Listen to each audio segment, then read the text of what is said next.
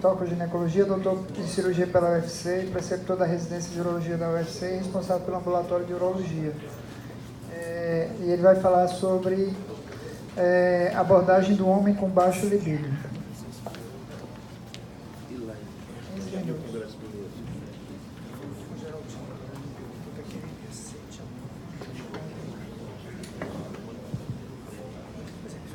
Boa tarde a todos. Vamos tentar ficar acordado, né? Depois do belo almoço. Mas assim, vou falar com vocês aqui um assunto que é relativamente comum, né, no consultório do urologista, que é a abordagem do homem com baixa libido. Não tenho nenhum conflito de interesse para essa apresentação. Bom, o ciclo da resposta sexual são 4 fases, né? Inclui o desejo, a excitação, orgasmo e ejaculação. Então, o desejo sexual é a fase inicial da resposta sexual, né? É um estado psicológico subjetivo importante para iniciar a relação sexual. É uma predisposição a responder subjetivamente ao estímulo sexual com sentimentos de excitação, quer dizer, a parte cognitiva da excitação sexual, vamos dizer assim. Durante o terceiro International Consultation Sexual Dysfunction em Paris, em 2010, foi definido indivíduos que têm diminuição do desejo sexual, que são aqueles que têm sentimentos diminuídos ou ausentes do desejo sexual, ausência de pensamentos ou fantasias sexuais e falta de desejo responsivo e falta de motivação a ter relações sexuais. Logo em seguida, em Nuremberg, a International Society of Sexual Medicine incluiu o critério angústia pessoal na definição, né? E logo em seguida, a Associação Pediátrica Americana, no Manual de Diagnóstico Estatístico de Desordens Mentais, ela classificou, né, a desordem do desejo sexual hipoativo como uma patologia isolada, né, uma patologia que está dentro do rol de pacientes que têm diminuição da libido, né? São aqueles pacientes que têm esses sintomas em que forem descartados desordens médicas, uso de medicações ou outras disfunções sexuais. O quão prevalente é a baixa de desejo sexual? Esse estudo aqui, publicado no JAMA, incluiu questionários em 1.410 homens entre 18 e 59 anos e foi visto aqui, como vocês podem ver, que a prevalência foi vista em torno de 15%. O distúrbio sexual mais comum encontrado foi a ejaculação precoce, mas a diminuição do interesse sexual foi até maior do que a disfunção erétil nesse trabalho. Aqui foram alguns fatores de risco associados à baixa libido nesse estudo, né?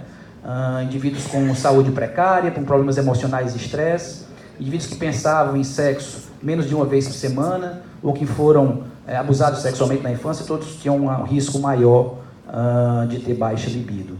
Esse outro estudo é um estudo do comportamento sexual de homens, né? Foi um estudo multicêntrico, 29 países, 13.618 homens, em que apresentava ausência de desejo sexual, ocasionalmente, periodicamente ou frequentemente. E a prevalência achada nesse estudo foi de 12,5% a 28%. Esses são os fatores de risco desse trabalho, desse estudo, associados à baixa libido, a baixo desejo sexual. Vocês vejam que são vários os fatores associados e vejam que o odds ratio foi diferente em diferentes regiões, né? Mostrando que os fatores culturais também estão associados aqui a baixa libido, mas são vários os fatores, né? A idade, né? A indivíduos de mais idade, a saúde geral, né? Saúde geral precária, doenças vasculares, tabagista, pacientes divorciados nos últimos 3 anos, a gente vê muito no consultório, né? Pacientes divorciados recentemente que têm baixa libido, problemas financeiros, de relacionamento, pacientes depressivos, indivíduos que têm relação sexual menos de uma vez por semana, quer dizer, são vários os fatores, né? Indivíduos que não se empenham ali nas preliminares, também é considerado um fator de risco. A doutora Carmita Abdo também publicou o estudo da vida sexual do brasileiro, que a maioria dos urologistas conhecem aqui. Foram estudados 3.834 homens em 12 estados e ela detectou quase 5% dos pacientes acima de 60 anos apresentavam distúrbio de desejo sexual hipoativo. Bom, o baixo desejo sexual é multifatorial, né, composto basicamente de 3 componentes, que é o biológico, são os mecanismos neuroquímicos, psicológicos, individuais, de relacionamento, do casal, e fatores culturais também, né? O padrão de beleza feminino diverge, né, em vários locais, vários países. Esse estudo aqui mostra as vias do desejo sexual, né, a parte mais orgânica, os sistemas envolvidos, né, os fatores envolvidos no sistema cerebral, fatores de excitação e inibição. Na verdade, é uma balança, né, o desejo sexual é uma balança, né, quanto mais fatores de excitação tiverem, né, a balança tende mais para um lado, para a excitação, ou mais para o outro. Pacientes depressivos, que fazem uso de antidepressivos, que têm problemas de relacionamento, têm uma chance maior de ter o seu desejo sexual inibido. Então, é uma balança, né, de fatores, são muitos fatores que devem ser identificados.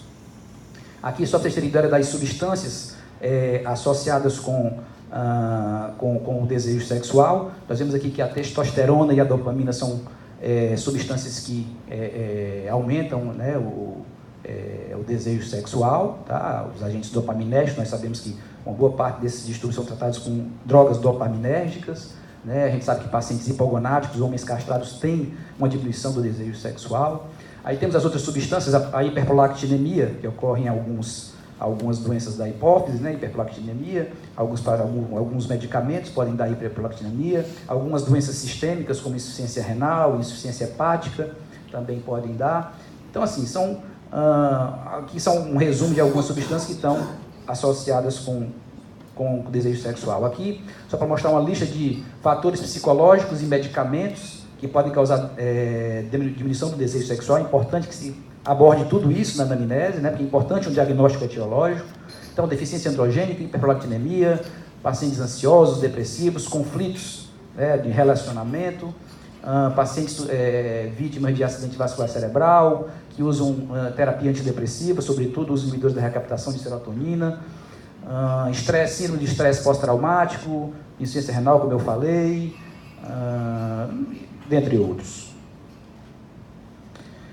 Bom, esse estudo aqui mostra que pacientes que têm síndrome da dor pélvica crônica, eles também têm baixo desejo sexual, mostrou isso, né? Tem baixo desejo sexual e pensamentos, né? Relações sexuais são muito frequentes desses pacientes, eles têm menos função erétil e excitação e têm uma alta frequência de dor genital durante o intercurso.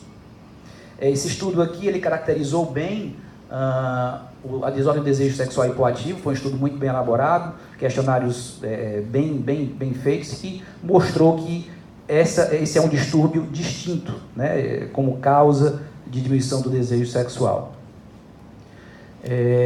Essa patologia ela foi caracterizada também através de estudos de neuroimagem, né, estudos tomográficos com condição de pósturos com estímulo sexual, mostrou que indivíduos saudáveis, né, tem uma perfusão cerebral melhor, mais ampla do que indivíduos que têm o distúrbio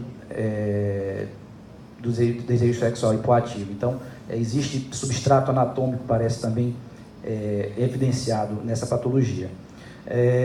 Esse estudo fala sobre a assexualidade, né, que também é um diagnóstico diferencial distinto, mas que parece ser uma variante um pouco mais grave, né, do distúrbio de desordem do desejo sexual.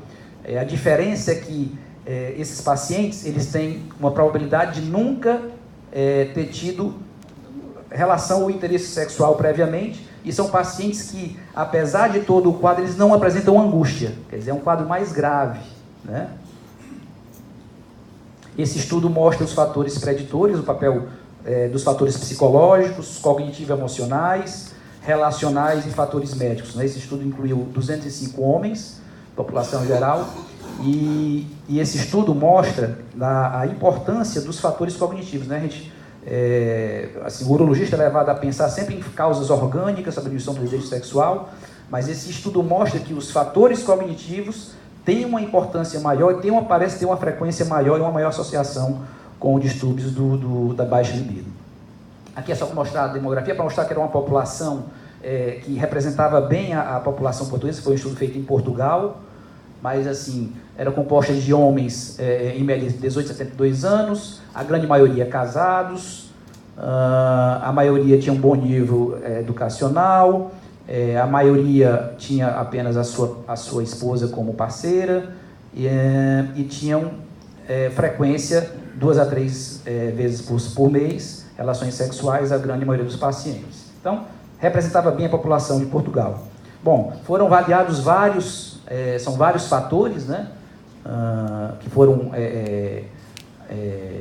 feito a estudo, né? Foi um estudo de análise de regressão múltipla, então todos os fatores foram avaliados, e o que se achou foi o seguinte, aquilo que eu falei, que os fatores cognitivos mais importantes associados com a baixa libido foram, na realidade, a ausência de pensamentos eróticos foi o fator mais associado com baixa libido, muito mais do que problemas de relacionamento, fatores médicos, fatores psicopatológicos. Então, existe um procedimento padrão para ser feito nesses pacientes. Primeiro, você deve caracterizar o paciente com um distúrbio do baixo desejo sexual. Logo em seguida, você deve fazer um diagnóstico etiológico e tratar de acordo com a causa. Bom, aqui é só para os pacientes que têm baixo desejo sexual, eles obviamente não apresentam isso aqui, que são as manifestações de desejo sexual. Então, você tem que caracterizar bem esse paciente. Outros critérios, né? O que são casais considerados normais? São aqueles que têm, pelo menos, atividade sexual pelo menos uma vez por semana, ou homens até 55 anos que têm uma atividade pelo menos a cada 2 semanas. Bom, 40% dos homens com depressão têm baixo desejo sexual. Então, você deve incluir uma anamnese rápida, né? 2 perguntas você consegue, muitas vezes, saber se o paciente é depressivo ou não. Claro, existem questionários muito mais minuciosos, mas com 2 perguntas você consegue ver se o paciente realmente tem ou não depressão. Alguns questionamentos com relação à abordagem do casal é importante, principalmente aí os psicólogos abordam muito bem isso aí, né? Algumas perguntas que são feitas que levam você a pensar num problema de harmonia, né? Não há harmonia sexual sem harmonia conjugal, obviamente. Então, são algumas perguntas aqui que podem ser feitas, né? Circule o número que melhor corresponde ao nível de felicidade como casado. O indivíduo vai dar essa pontuação aqui, você vai ver se ele está bem no casamento ou não. Uma avaliação mínima do status endocrinológico deve ser feita, né? No mínimo a dosagem de testosterona, prolactina e avaliação tireoidiana. E aqui é um fluxograma rápido em que você, uma vez confirmado que esse indivíduo realmente tem baixo desejo sexual, você deve fazer um diagnóstico etiológico, né? Deve ver se o paciente tem depressão, se é ansioso, e aí encaminhar devidamente para o psicólogo ou psiquiatra, ver se tem problemas de relacionamento, né? E aí você tem que indicar terapia do casal. A igreja é muito importante, né, para ajudar na recuperação desse casal. Então, avaliação dos problemas endócrinos, tratar especificamente, e os pacientes que têm, excluindo todas essas causas, você fica com o desejo sexual hipoativo. Já tem alguns trabalhos mostrando o uso de algumas drogas que são muito mais bem utilizadas nas mulheres, né? Tem trabalhos já mostrando a eficácia de algumas substâncias, inclusive a flibanserina, que é o Viagra feminino, que já é bem utilizado nas mulheres, mas que nos homens os estudos são escassos ainda. Então, para concluir, nós devemos incluir questões como desejo sexual, pensamentos e fantasias sexuais na avaliação de pacientes com queixa de disfunção sexual. A gente viu, né, de manhã que pacientes que não respondem bem ao Viagra, você deve investigar um pouco essa questão da libido desse paciente. Se ele não vai responder ao Viagra se ele tiver baixa libido, com certeza. Uma vez cimado o diagnóstico de baixo desejo sexual, uma pesquisa de possíveis causas devem ser incluídas, e quando o diagnóstico de baixo desejo sexual coexistir com outros distúrbios sexuais, o tratamento dos outros distúrbios devem ser considerados, e o tratamento, obviamente, deve ser etiologicamente orientado. Muito obrigado.